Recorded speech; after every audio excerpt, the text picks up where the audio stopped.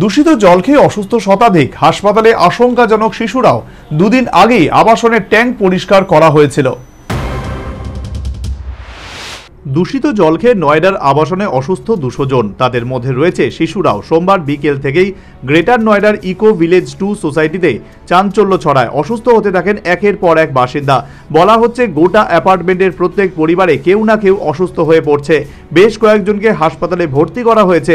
অসুস্থদের উপসর্গ মোটামুটি এক: পেটে প্রবল ব্যথা এবং বমি। মূলত ডায়রিয়ায় আক্রান্ত হয়েছেন আবাসনের বাসিন্দারা।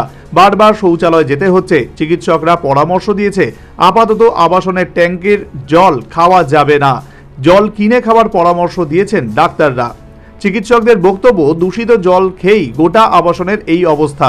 বাসিন্দারাও একই অভিযোগ করছেন। দুদিন আগে আবাসনের ট্যাঙ্ক পরিষ্কার করা হয়েছিল। এর জন্য এক ধরনের রাসায়নিক ব্যবহার করা হয় জলের ট্যাঙ্কে। সেই রাসায়নিক পুরোপুরি পরিষ্কার না করেই ট্যাঙ্কে জল ভরা হয়েছিল। ওই জল ঘরে ঘরে পৌঁছে যায়, যা খেয়ে অসুস্থ হয়ে পড়েন বাসিন্দারা।